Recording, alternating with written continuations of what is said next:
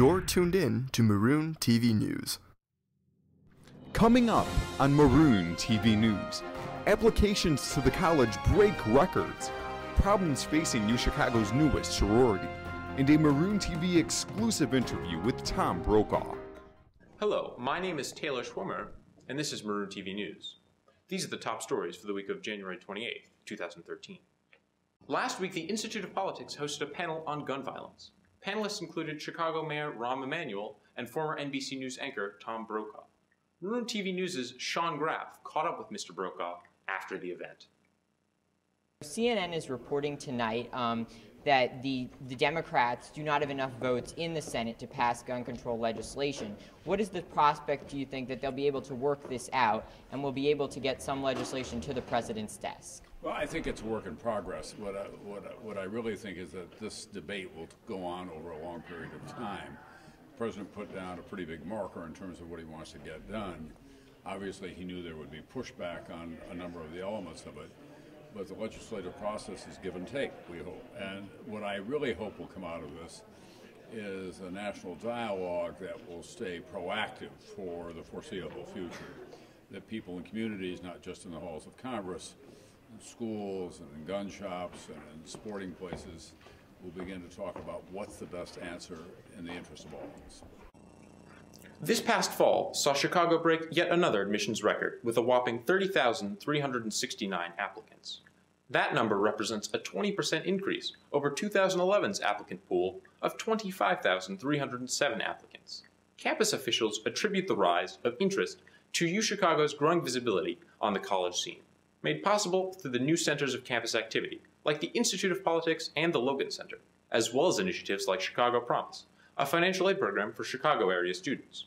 While many look forward to welcoming the new class of 2017 to campus, concerns about the logistical difficulties the university will face is widespread among students.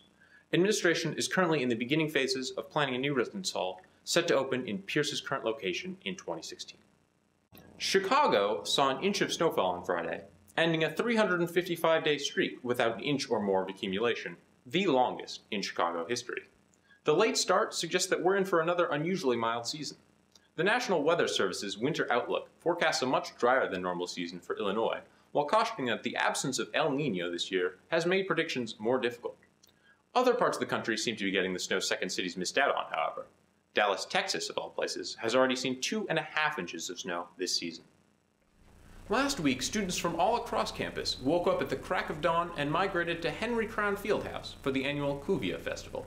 Experts from the sociology department are still stumped as to the motivations of these brave youths, but Maroon TV decided to investigate. It's January 18th today. Hundreds of University of Chicago students are here, right inside Henry Crown Fieldhouse, participating in the annual Kuvia event.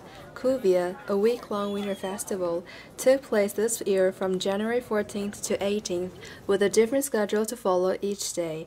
Students go to Henry Crown every morning at 6 a.m. to do morning stretches and then participate in various workshops led by dance, martial arts, and athletic groups on campus.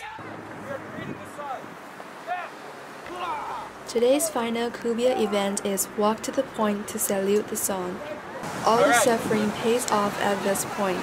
Kuvia gives students an opportunity to wake up early, get out in the cold winter, and try a completely new lifestyle.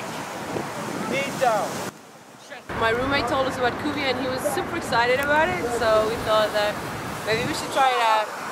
And you don't get the chance every day to come to the lake, salute the sun, I don't know, see the sunrise. You would never experience such a long or perhaps drowsy day. However, once you go through the crazy week, you will be proud of yourself. Kuvia, yeah! Oh yeah. The reason I'm here, it's really all Natalie's fault, but now that I'm here, it's great. I mean, just look at it, it's beautiful. Cobra. Downward dog. Left foot. Right foot. Roll up. Back. Prayer position. Cobra. Downward dog. The sense of trying interesting things with all your dear friends is there, and I believe that's what really important. Reporting at the point, Christina Shen-Yu, Maroon TV News. In a groundbreaking move, the Pentagon has overturned the 1994 ban on women fighting in the military. The decision to lift the ban comes on the heels of President Obama's inauguration address, wherein he espoused an agenda of equal opportunity. We asked some students around campus for their take on this policy development. Okay, I think it's about, it's been time for women to be able to fight in combat. The way I understand it, women have already been fighting in combat. They just haven't had the privilege or the honor to be able to move up in the ranks the way that they should. So they've been dying on the front lines, similarly with men, but they haven't had the privileges to be recognized for the responsibility that they're already taking on. I think it's great. I think women should have complete equality, and I think it's a great sign that the military is continuing its progress towards total equality. I actually come from a large military family, so almost everyone in my family has served in every single branch of the military that's out there. I'm really glad that women can go out there and fight for their country the way they want to, and they're not in supply lines or, it's great, and there's so much support that's really important, but I'm glad that they really have a chance now to be out on the front lines too and show how dedicated they are to their country. The Pi Beta Phi sorority is attempting to establish a new chapter on campus, but they have encountered some difficulties. We go to Maroon TV's Ryan McNamara for the full story. After a failed first attempt to launch a new sorority on campus, there is a renewed confidence that it will finally happen.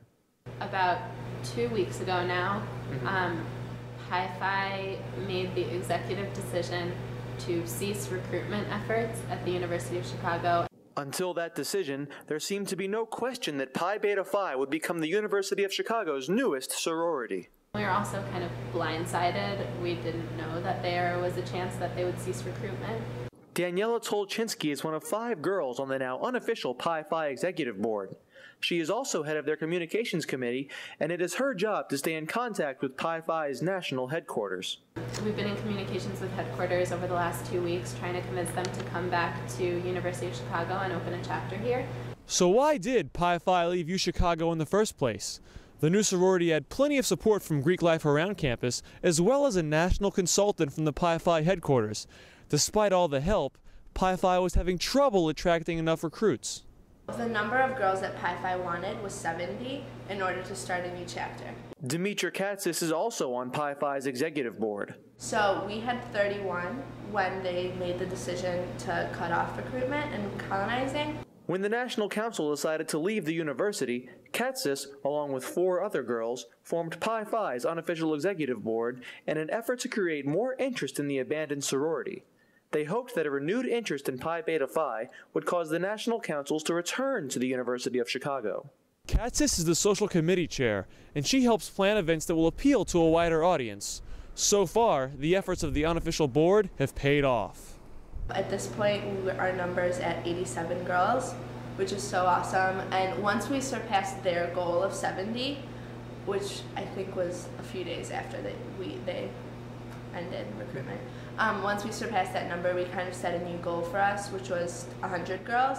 Pi Phi added more than 50 recruits in a week and a half, and they feel confident that their goal of 100 recruits will be met.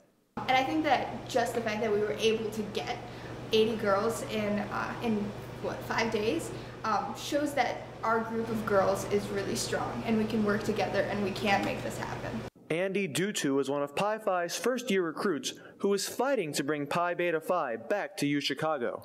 The unity shown in Pi Phi's battle for survival leads Dutu to believe that this sorority has a chance to be something special.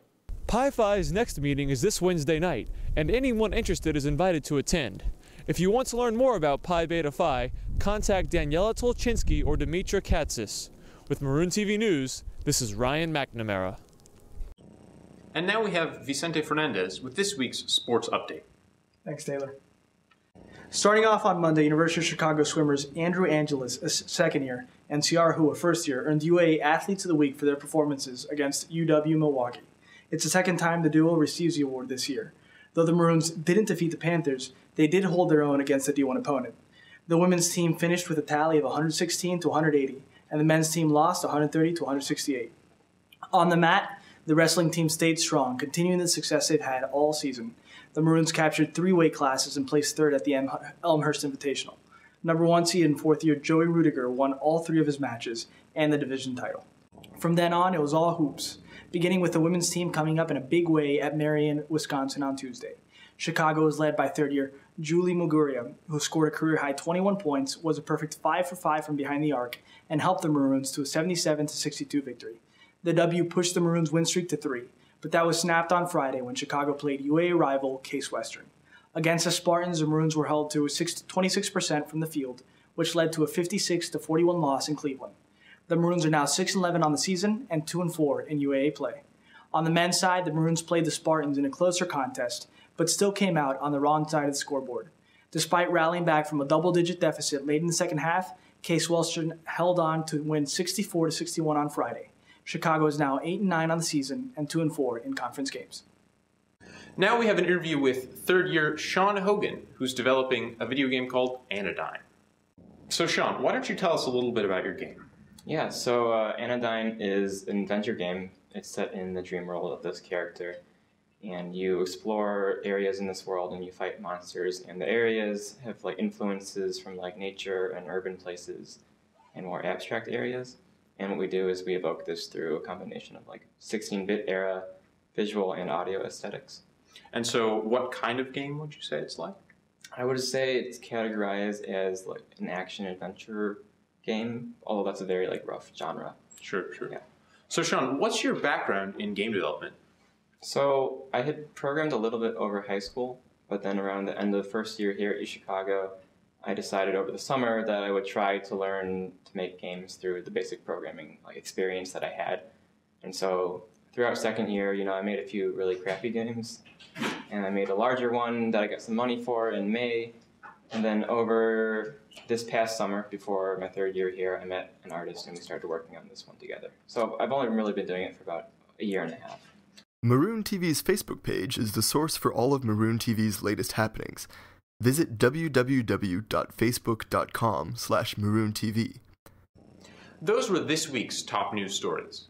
For more campus news and to join the discussion, like our Facebook page and follow us on Twitter. Also make sure to like this video and subscribe to our channel on YouTube for the latest updates. I'm Taylor Schwarber, and this was Maroon TV News. Study on, UChicago.